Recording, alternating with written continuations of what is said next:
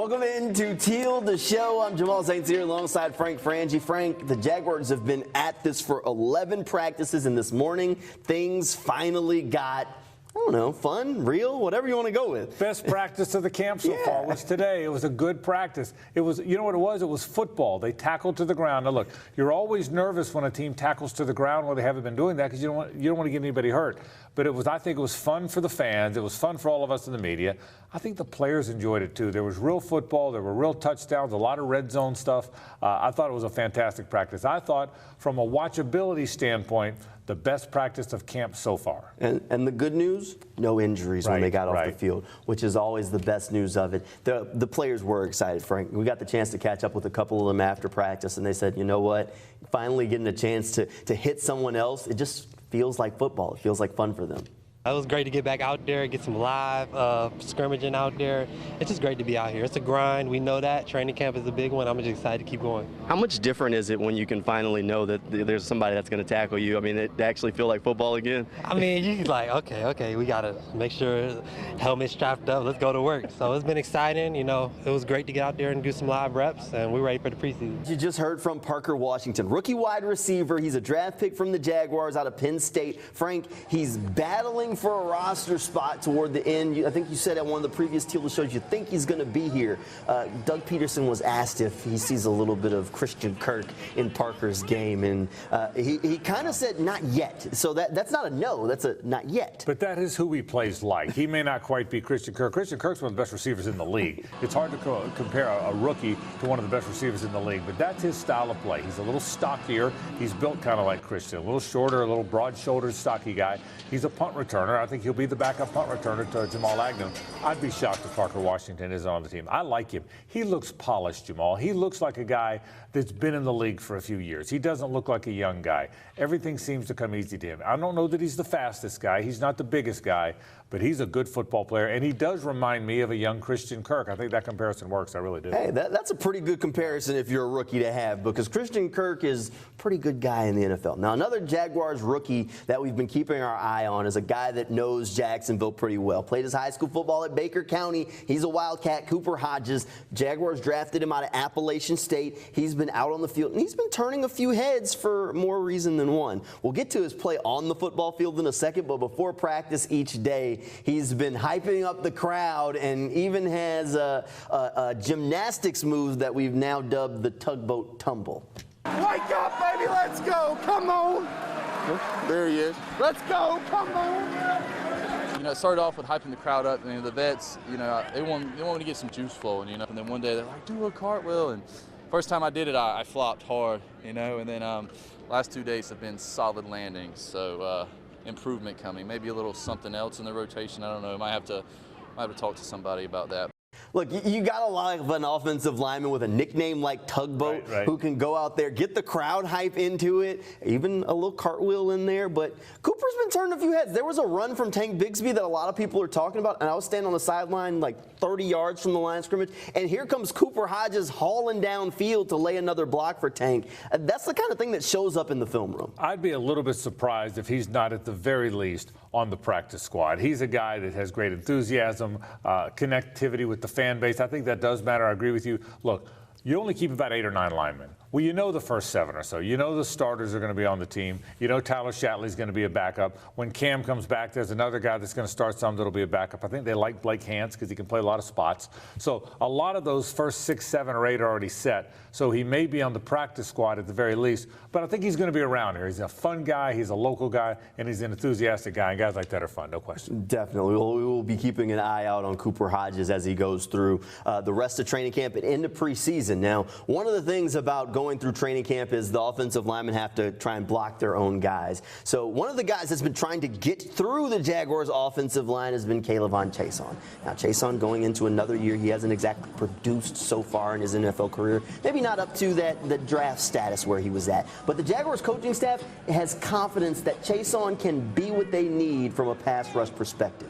When you look at K'Lavon, the tools are there, and he's a smart and talented outside linebacker. He has the ability to rush.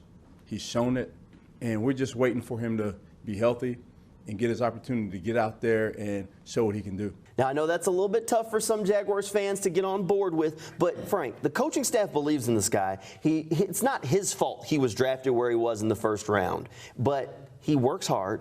He has potential, and the Jaguars really need someone to step up as that third pass rusher. Yeah, no question. And that's the thing. He has got to step up because they need a third guy. Look, they have 3 first-round draft pick pass rushers. 2 are going to start, and Trayvon Walker and Josh Allen. He also was a first-round guy. Coaches continue to believe in K'Lavon Chase. I know, look, there's more than 3 pass rushers. DeJuan Smoot at midseason is going to be back. There's some young guys that might affect this. But for the here and now, he's probably the 3rd best or 3rd most important pass rusher. Look, we haven't seen it. I know fans haven't seen it. But I do trust the coaches. To a man, the coaches believe that light's going to go on for K'Lavon Chase on. But he is really important because they didn't go sign Justin Houston. They didn't go sign Ngakoue. They didn't sign Frank Clark or Leonard Floyd early on. They want to go with what they've got, which means K'Lavon, his development is really critical. You're right about that. Having that light come on for Chase on would definitely be a big lift for this Jaguars defense this season. We'll have to keep an eye on it. But so far, he's been getting some green lights from the coaching staff, which is always a good thing this time of training camp. Now, keep in mind the Jaguars' first preseason game right around the corner. We'll talk a little bit more about that right after this break when Teal the Show continues.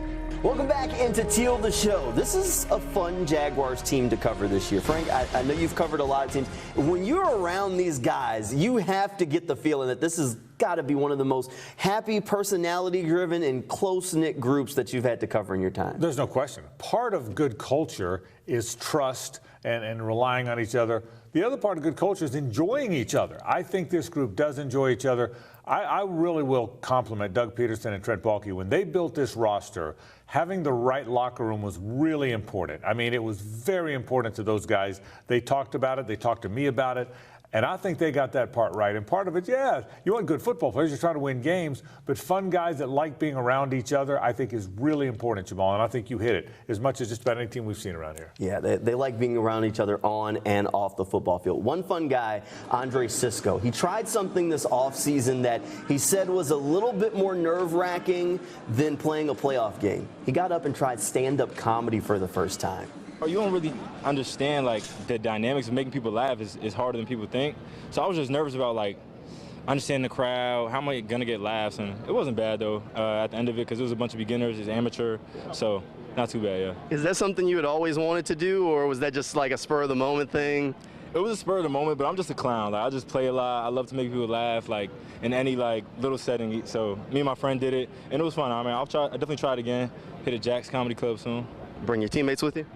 Yeah, but I got some funny teammates, bro. If we did, like, if people recorded us all day, we'd be like a comedy skit.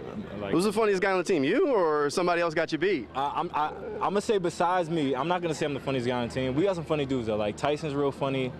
DT real funny, Rayshawn, like obviously those are my teammates, my position mates, but there's some funny guys. So the DB room's where it's at. No, we're absolutely the funniest position group. Look, you know, laughs are important. The football, as much as it's fun for these guys, it's definitely a grind. I could see the DB room being the funniest group on the team, though. There's definitely some personalities. And Cisco's a guy that will be leading that. He's a guy that when he's done playing, he'll be on TV, he'll be doing something. He's got personality, man. He's got all kind of personality, so he'll be that. I'll tell you this. I sure like the safety room. I know you're talking about the DBs overall, but the fact that they've got really good starters, I think, in Rayshawn Jenkins and Andre. I think the fact that Daniel Thomas is a great course 4 player and a good backup, and Dewey is a big part of their defense, and Antonio Johnson's the 5th safety. I would challenge other teams around the league and see if anybody's got a safety room. Forget the DBs overall for a second in the corners. Is there another team with 5 safeties you feel that good about? I'll bet there's not. I'd agree with you there. Yeah. We'll have to keep an eye out for the Cisco comedian stand-up special on Netflix coming soon. You know, speaking of Netflix, if you haven't had a chance to sit down and watch the show Quarterback on Netflix, you really should before football season really fires up because it's very good. Have you gotten a chance to watch it yet? I have watched it, yes. Isn't it fantastic? It's really good. It's great behind-the-scenes work, no question. All right, the first season followed a few different quarterbacks. So after watching it, a lot of Jaguars fans were reaching out to me on Twitter, and I saw them saying it. You know, they wanted to see Trevor Lawrence in the future. Well, season 2 will not have a Jaguars quarterback. It won't be Trevor Lawrence, but Trevor says they did call. He just didn't feel like it was the right time. I was approached. I decided to not do it this year, but that was just something where I feel like it's just not the right time for me. Who knows, maybe in the future, but I think it's I watched the show though. The show was great. I think they did a great job. So, But yeah, that's pretty much it there. You know, while it would be fun to see Trevor Lawrence on this special, you kind of have to understand the focus that he has going into this season. Yeah, I'm not surprised at all he didn't want to do it. And I think it'd be great exposure for him and the team at some point. Look, he's a serious guy. He's from a small town in Georgia. He played at Clemson, not Ohio State or Alabama. He's serious about this stuff. He is a laid-back, regular guy, small-town guy.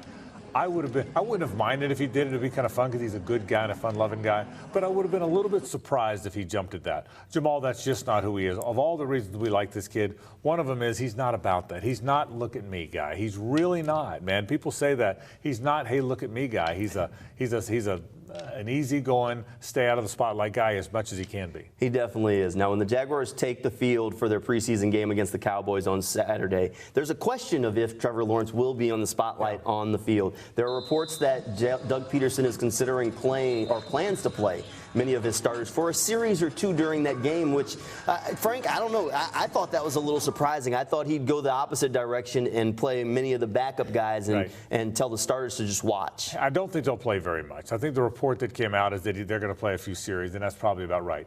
This is the first time the Jaguars have had to navigate a three-game preseason. Remember, the NFL went to the three-game preseason last year, but the Jags had Canton, so they still had 4. This is the first time Doug's ever had with this team a 3-game preseason, so you have to figure it out. Apparently, according to the reports, they're going to play a little bit this week.